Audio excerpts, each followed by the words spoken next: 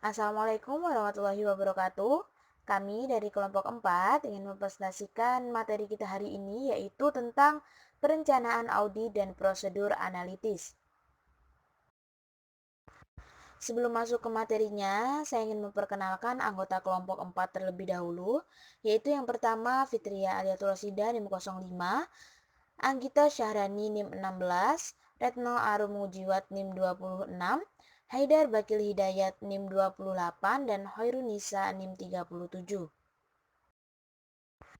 Nah, ada 9 pokok pembahasan yang akan kita bahas pada materi kali ini, yaitu yang pertama, perencanaan, yang kedua, menerima klien dan melakukan perencanaan audit awal, yang ketiga, memahami bisnis dan industri klien, yang keempat, menilai risiko bisnis klien, yang kelima, melaksanakan prosedur analitis pendahuluan, yang keenam, ikhtisar bagian dari perencanaan audit, yang ketujuh, prosedur analitis, yang kedelapan, 5 jenis prosedur analitis, dan yang kesembilan yaitu rasio keuangan yang umum.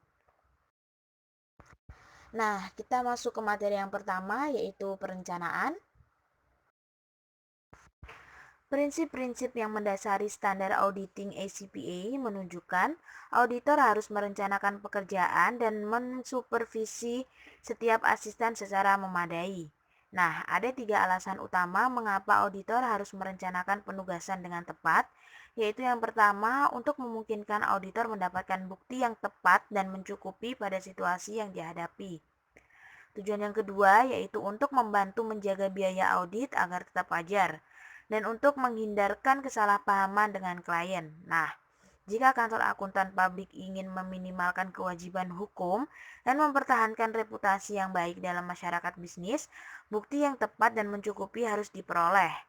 Agar tetap kompetitif, kantor akuntan publik juga harus menjaga kewajaran biayanya. Menghindari kesalahpahaman dengan klien sangat diperlukan untuk membina hubungan baik dengan klien dan memfasilitasi pekerjaan berkualitas tinggi dengan biaya yang wajar. Untuk yang selanjutnya yaitu perencanaan audit dan perancangan pendekatan audit. Ada 8 bagian utama dari perencanaan audit. Masing-masing dari 7 bagian pertama ditunjukkan untuk membantu auditor mengembangkan bagian terakhir, yaitu perencanaan audit dan program audit yang efektif serta efisien secara keseluruhan. 8 bagian itu adalah yang pertama, menerima klien dan melakukan perencanaan audit awal. Yang kedua yaitu memahami bisnis dan industri klien. Yang ketiga yaitu menilai resiko bisnis klien. Yang keempat melaksanakan prosedur analisis pendahuluan. Yang kelima menetapkan materialitas dan menilai resiko audit yang dapat diterima secara resiko inherent. Yang keenam yaitu memahami pengendalian internal dan menilai resiko pengendalian. Yang ketujuh yaitu mengumpulkan informasi untuk menilai resiko kecurangan. Dan yang kedelapan yaitu mengembangkan strategi audit dan program audit secara keseluruhan. Untuk materi yang kedua yaitu tentang menerima klien dan melakukan perencanaan audit awal. Perencanaan audit awal atau initial audit planning melibatkan 4 hal yang semuanya harus dilakukan lebih dulu dalam audit. Yaitu yang pertama, auditor memutuskan apakah akan menerima klien baru atau terus melayani klien yang ada sekarang. Nah, penentuan ini biasanya dilakukan oleh auditor yang berpengalaman yang berwenang mengambil keputusan penting. Auditor ini membuat keputusan lebih awal sebelum mengeluarkan biaya yang cukup besar yang tidak bisa ditutup kembali. Untuk yang kedua yaitu auditor mengidentifikasi mengapa klien menginginkan atau membutuhkan audit. Informasi ini akan mempengaruhi bagian dari proses perencanaan selanjutnya. Yang ketiga yaitu untuk menghindari kesalahpahaman. Auditor harus memahami syarat-syarat penugasan yang ditetapkan oleh klien. Dan yang keempat yaitu auditor mengembangkan strategi audit secara keseluruhan termasuk staf penugasan dan setiap spesialis audit yang diperlukan. Kemudian pembahasan yang ketiga yaitu tentang memahami bisnis dan industri klien. Sifat bisnis dan industri klien mempengaruhi risiko bisnis klien serta risiko salah saji yang material dalam laporan keuangan. Dalam hal ini, pendekatan sistem strategis dapat digunakan untuk memahami bisnis klien. Yang pertama, tentang industri dan lingkungan eksternal.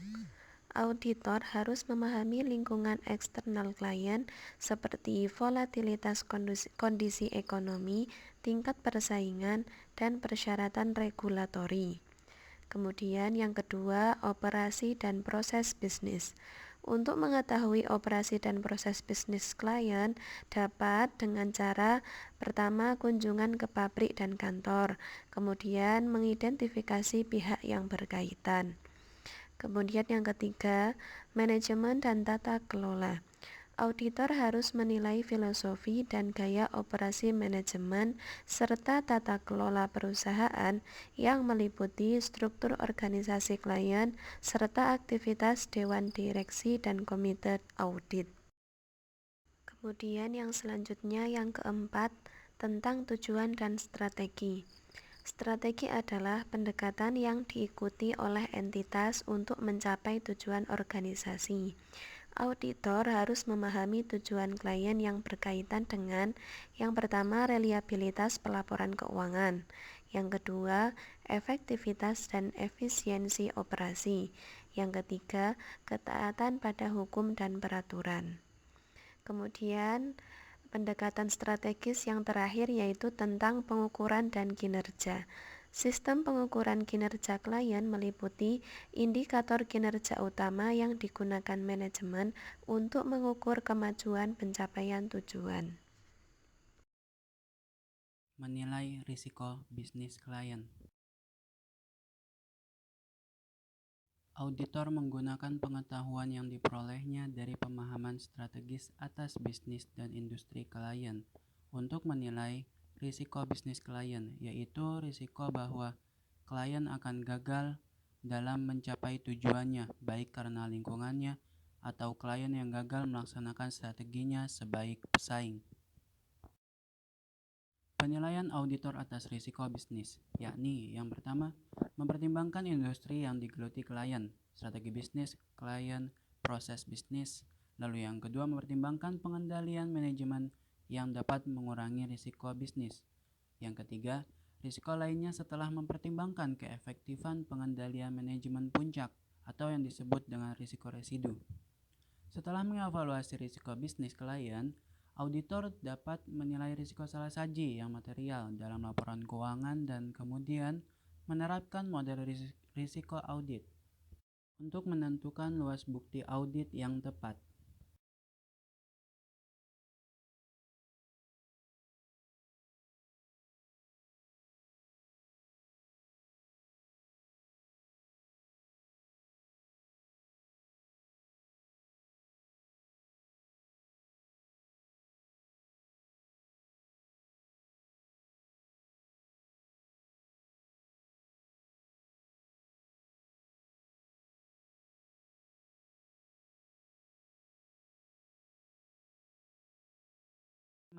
Melaksanakan prosedur analitis pendahuluan.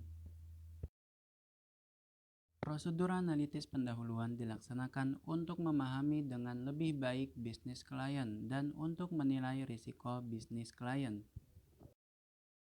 Salah satu prosedur tersebut membandingkan rasio klien dengan benchmark industri atau pesaing untuk mengindikasikan kinerja perusahaan. Pengujian pendahuluan dapat mengungkapkan perubahan yang tidak biasa dalam rasio yang dibandingkan dengan tahun sebelumnya atau dengan rata-rata industri sehingga membantu auditor mengidentifikasi area yang mengalami kenaikan risiko salah saji yang membutuhkan perhatian lebih lanjut selama audit.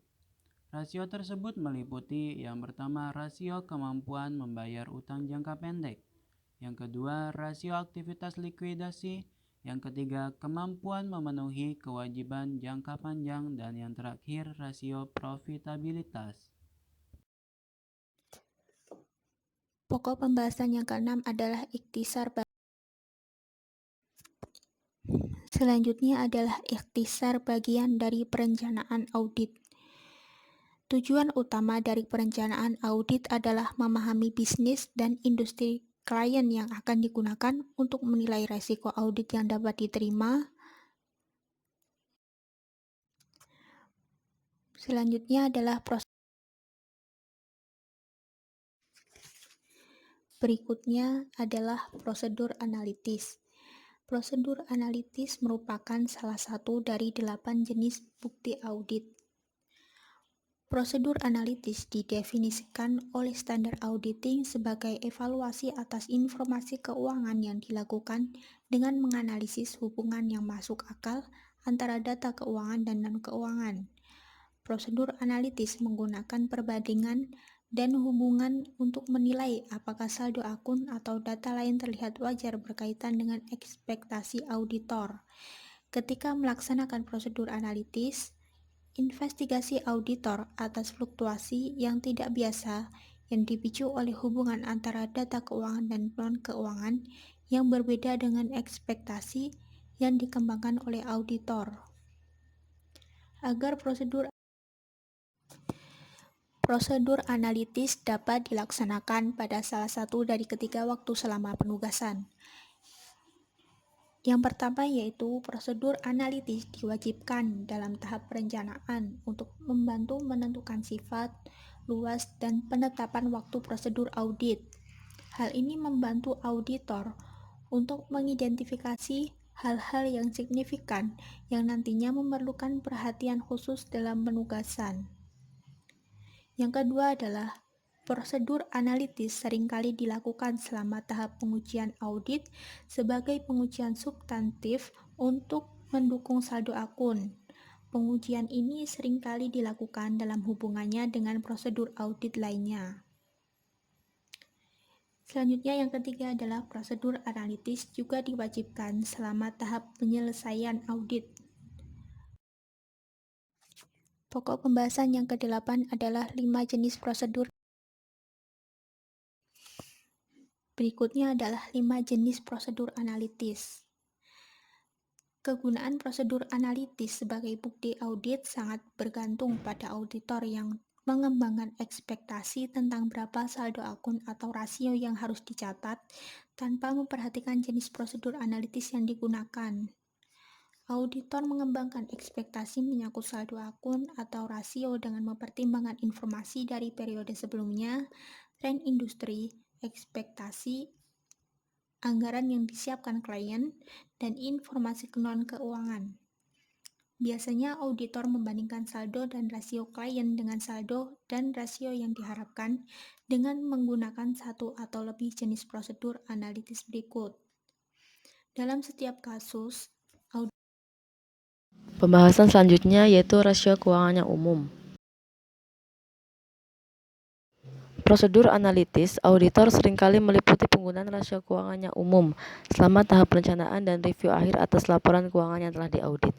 Hal ini berguna untuk memahami peristiwa terkini dan status keuangan perusahaan serta menelaah laporan itu dari perspektif pemakai. Ketika menggunakan rasio ini, auditor harus memastikan untuk melakukan perbandingan yang tepat. Beberapa rasio keuangan meliputi: pertama, kemampuan membayar utang jangka pendek.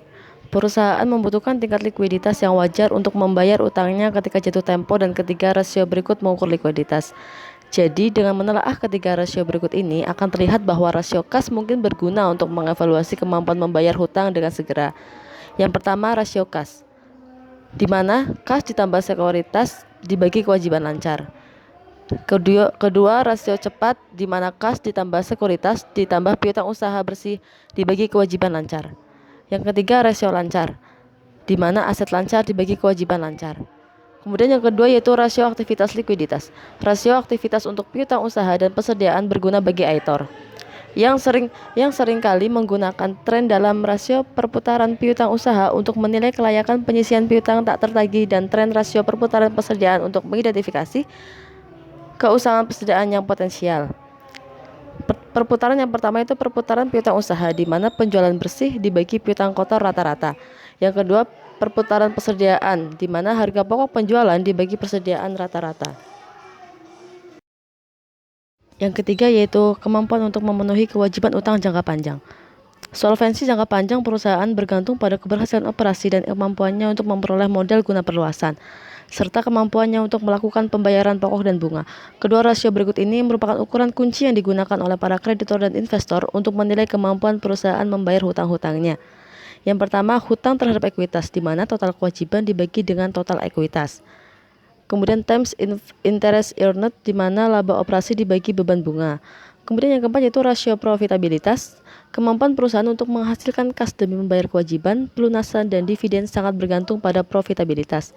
Rasio profitabilitas yang paling umum digunakan adalah laba per saham. Auditor menghitung rasio tambahan untuk memberikan pandangan lebih jauh tentang operasi perusahaan. Laba per saham sama dengan laba bersih dibagi rata-rata saham biasa yang beredar.